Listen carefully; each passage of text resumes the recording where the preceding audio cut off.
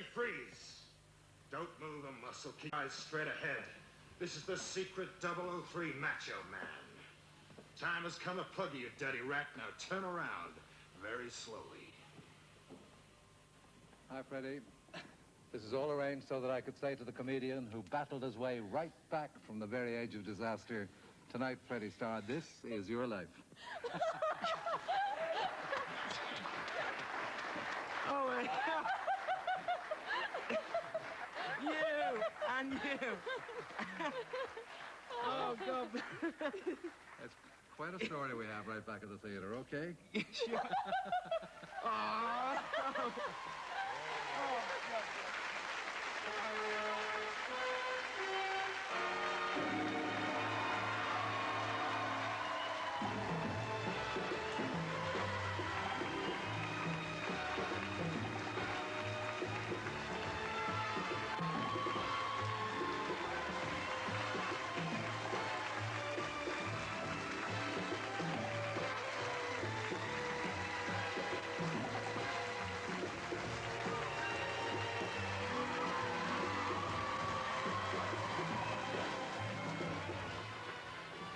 Well, there's a welcome for you, Freddie. We got the great man himself on the wrong foot there with a great opening, and my thanks, of course, right away to Sarah Green. And, of course, your pal, tough guy, Bodie of the Professionals, Lewis Collins.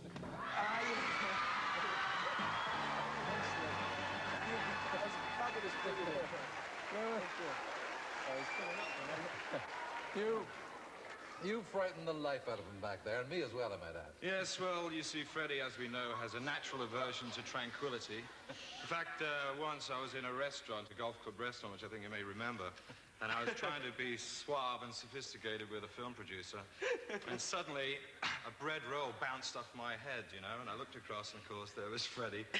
I can't tell you what happened next, but I ended up with a plate of spaghetti in my face, and I've always vowed to avenge you in public by putting green slime down his trousers. I just happened to have... Should I do it? Let him off tonight. Thank you, Lewis Collins.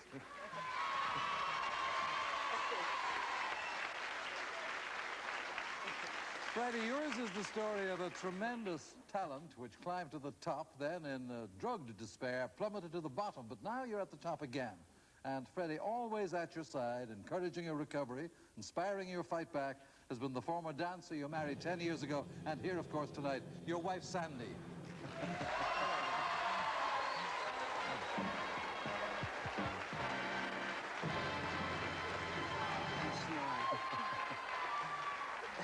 Yes, you thought she was at home, but Sandy, you're not here by yourself. No, Daddy, I'm here too. Yes, your 8-year-old daughter, Donna.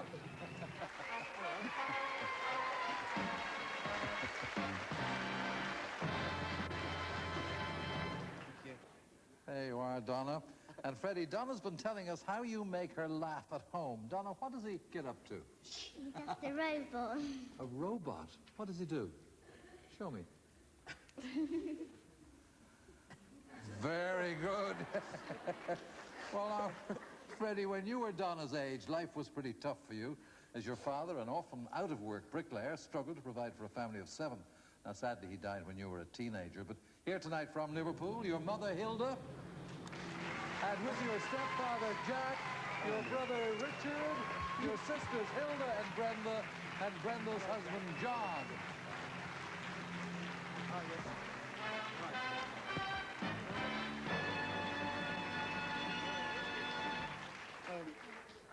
Thank you. Hi, John.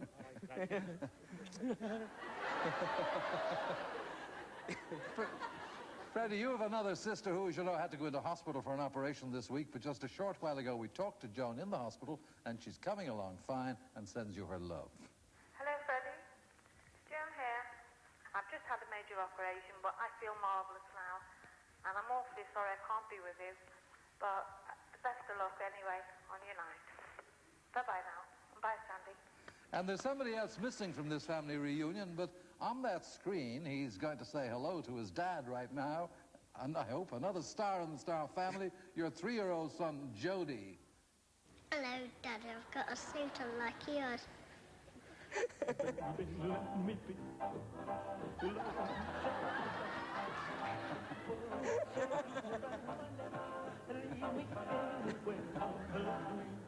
Thank you, Jody Starr.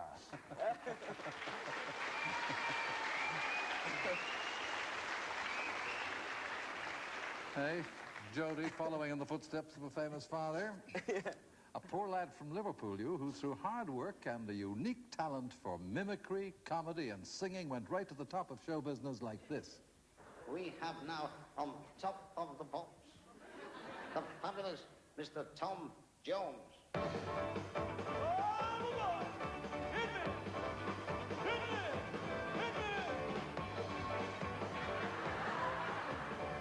It's not unusual to be loved when you want.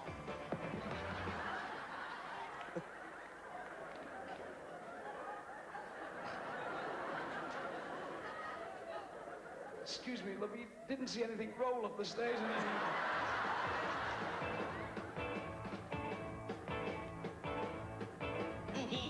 Darling, I have to write to say that I won't be lonely anymore, cause something happened to me while I was driving home and I'm not the same anymore, cause I was lonely 24 hours from the sun.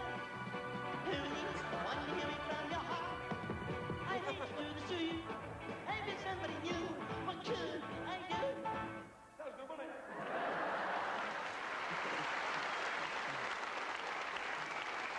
Well, Freddie Starr, this is your life, and you were born in Huyton, Liverpool on January 9th, 1943.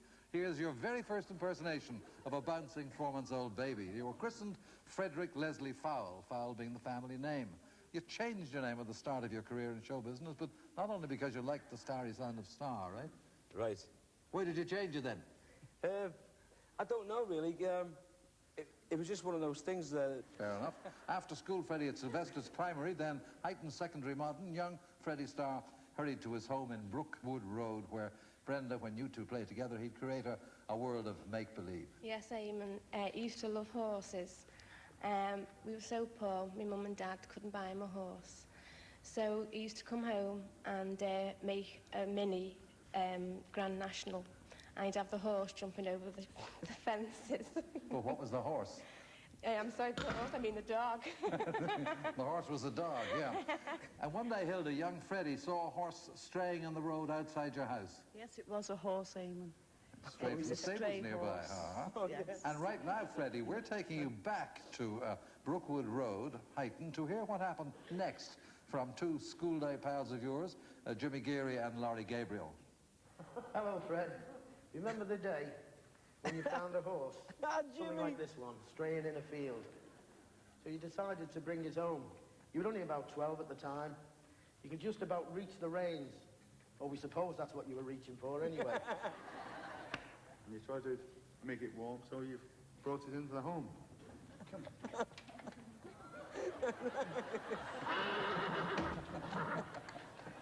Into the hall. Along to your mum's kitchen.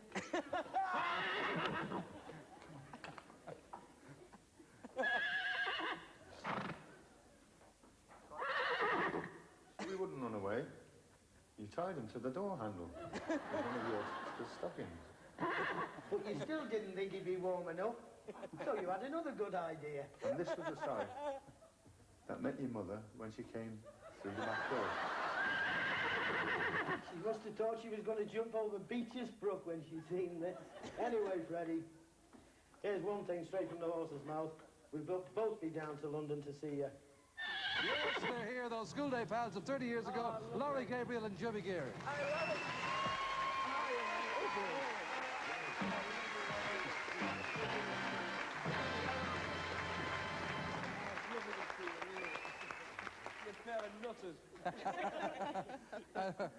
Hilda, it must have been a shock to find that horse in your kitchen, was it? It was a shock. Yeah. But of course now, by the age of 13, Freddie was already a clever mimic, wasn't he? Yes. Did that worry you? Yes, the only time I was worried, Eamon, is that I went anywhere visiting in case he made a slip up, you know, mimicking people. In October? Mimicking people. Mimicking. Mimicking. In October 1957, Freddie, your mum sees a newspaper advertisement that famous talent spotter, the late Carol Levis, is auditioning for young entertainers. She takes you along to the hall where you announce that you're going to sing, tell the pianist the name of the song, and take up your position by the piano. But, Freddie, I must confess I thought I wouldn't be able to play for laughing. Yes, the accompanist of that audition 27 years ago and founder of Young People's Road Show you later joined, Hilda Fallon.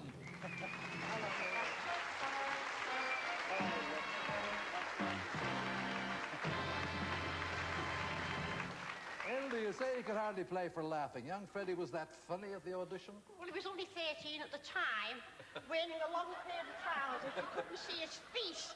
He looked hilarious. See? You couldn't see his feet.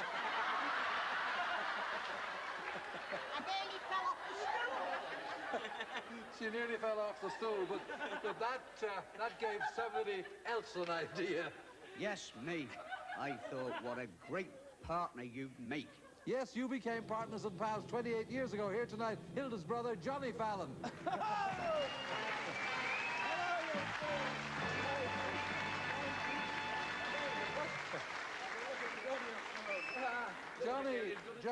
Johnny, his double act with you was the start of one of his later-to-be-famous characters, wasn't it? That's correct. What was that? Well, he used to call himself Freddie the Teddy. Freddie the Teddy. How you doing, Scomhead? Thank you, Johnny and Hilda Fallon.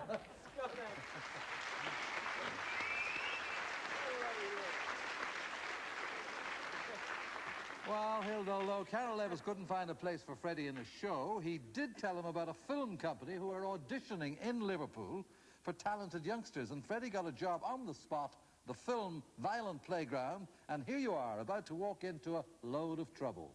Johnny, you should have seen down by the fire, Johnny. Johnny, you're the firefly boy. Kick him. Stop him, Johnny, stop him. Who's the firefly? I wouldn't say, Johnny, not to anyone else. Kick him. Honest, Johnny, I wouldn't. Who's the firefly?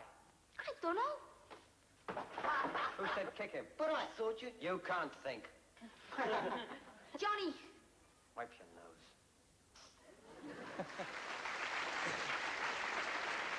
The young actor firing the questions at you there was quite a little tough guy. Right.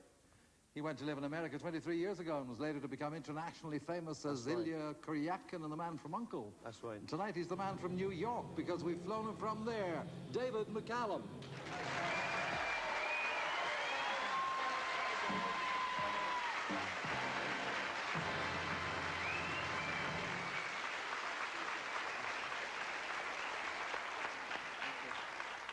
David, that was 27 years ago. Your memory of Freddie as a 13-year-old. Oh, I always remember the cheeky Liverpool kid. He was the one that was always smiling. He was always trying to please everybody. He was, no matter what you did to him, if you kicked him, whatever, he just came right back.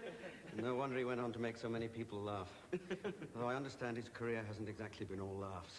But it's just wonderful to see you again. Thank you, David. My pleasure. Thank you very much. Thank you, David McCallum.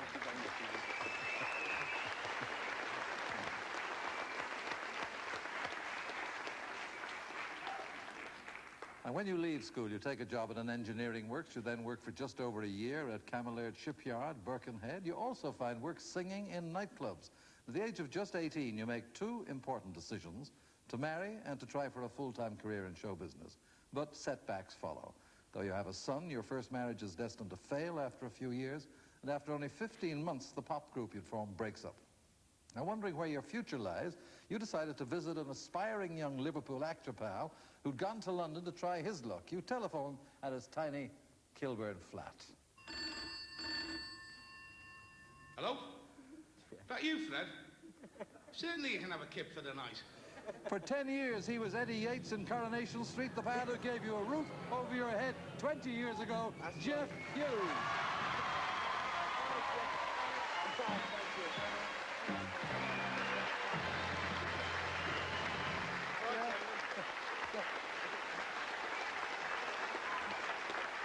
So, Freddie came down to London and stayed the night with you? Yeah, he stayed that night, and the next night, and the next night after that, and then for about 150 nights. But it was never dull with him around, you know, because he was always cracking jokes and his humour's brilliant. I mean, it was marvellous. I mean, we were all up against it in those days, but as you can see, we didn't starve. Thank you, Jeff Hughes. Thank you.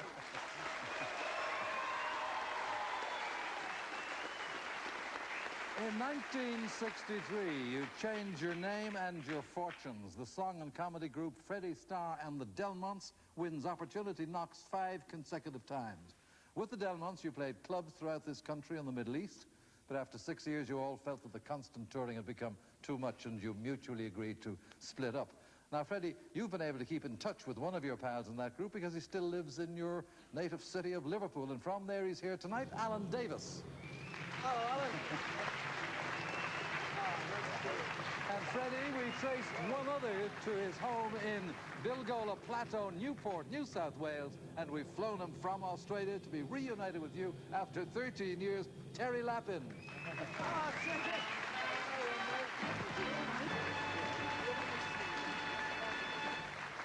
Terry, you've got a message from the third Delmont, your brother Kevin. Yeah, he's sorry he can't be here tonight, but he wondered if you remembered the time when we were in Aden at the Rock Hotel. Yeah. And we all had these coconuts, you see. Yeah. And you couldn't get the husk off yours, remember? That's right, yeah. And all the Arabs used to sleep under these tin roofs and all that, and Freddie just got impatient, threw his coconuts out the window, screamed at the top of his voice, and the bloody coconut was bouncing off these tin roofs. And all these Arabs picked up their beds and ran like hell down the street. Thank you, Terry Lappin and Alan Davis. Thank you. Thank you, Alan.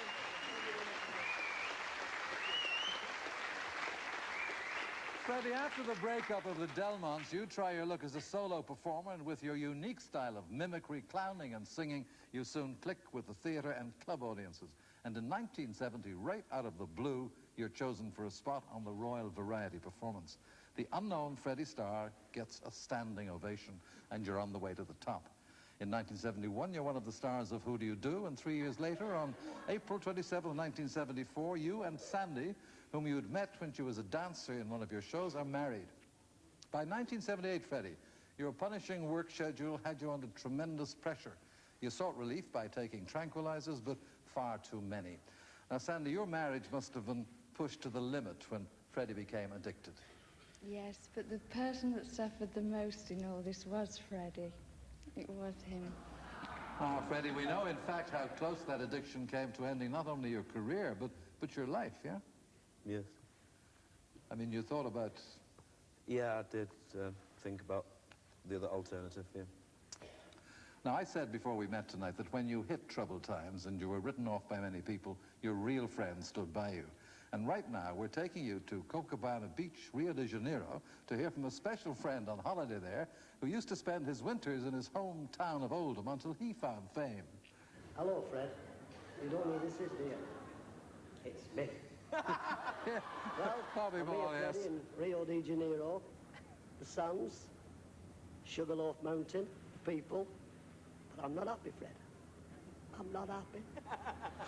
There's nobody recognised me yet. I'm filling up, Freddie. I wish I could be with you, Fred, in all that rain. But I'm here. I'm stuck here. But I want to tell you something, Fred. A short while ago, you were working at the Shaftesbury Theatre, and I've known you a long, long time. And I came to see you, and you're having a very bad time, you're very down. And a lot of people in showbiz were knocking you then, but they overlook your talent. And I just want to say, Fred, I came to your house, and we sat and had a talk, and I told you, I said, now, come on, Fred, get up and show them what you're made of. And you did, pal. And you proved me right, and you proved all them wrong. Freddie, it takes a big man to do that. You're a star, you, Fred. Have a nice time tonight. See you, Fred. Thank you, Bobby Ball in Brazil.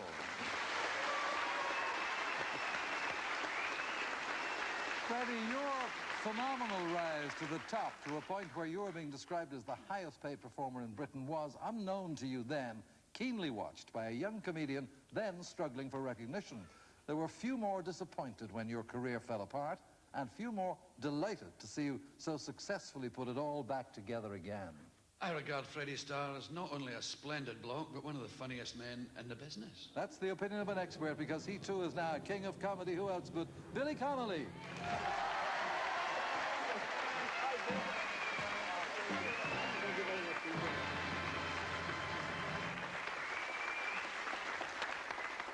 Billy, Oddly enough, you and Freddie got together for the first time, some 6 months ago over lunch. Oh, I've known him for at least 20 minutes, yeah. Years and years I wanted to meet him, you know. And I was always kind of scared that he would rear up at me, you know, and embarrass me or something. But then we did a benefit for the Shadows were together for 56 years or something. That's right. 25 years, and we met. And we sort of circled like dogs for a minute or two. Then I put my hand out to shake his hand, and he tore a lump off my cheek and ate it. He takes a bit of your cheek and he says, "Ah, my boy." But I did the speech as I was booked to do, and then I saw him in the audience, and I was supposed to do an auction, those boring kind of auction bits. And I got him up to help me, and he's an expert at that kind of thing. And it was lovely watching people at the Shadows all waiting for us to be dirty. You know? And we didn't do it, and I was smashing. Right. You're a good lad. Can I sit down? Yes, thank you, Billy Connolly.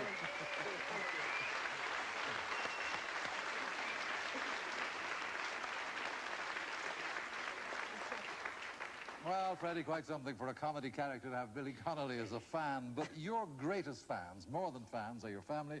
And to complete that loving fan club, your 3-year-old son, Jody.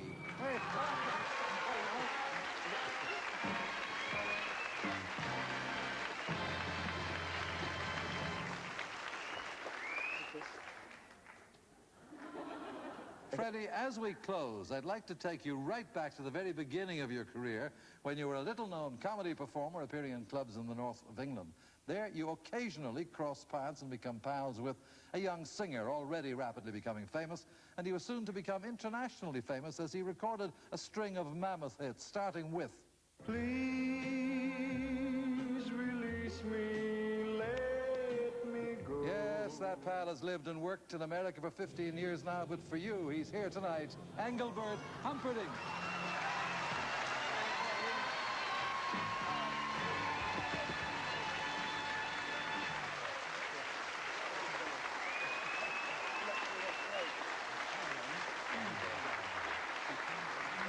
Engelbert, your memory of the early days of Freddie's career. Vivid. I must tell you, but we first met in theatrical digs. That's right. In Leeds, and the lady that had the house gave me the best room in the house, which really made Freddie very mad. He always got the best treatment. Oh, you see, and the lady bought this little dog, right? This little dog that used to bite his feet, and she called it Engelbert. Engelbert, yeah. And that drove him crazy. Even more. I used to kick him. And he looked at me one day and he says, one of these days, I'm going to be in the best room, and you're going to be in that bloody box room that I'm in. Jokes aside, Freddie, I think, is one of the geniuses of our business. And I think it is now time for him to share his talent with the rest of the world. I really do. Freddie Starr, once again a star. This is your life.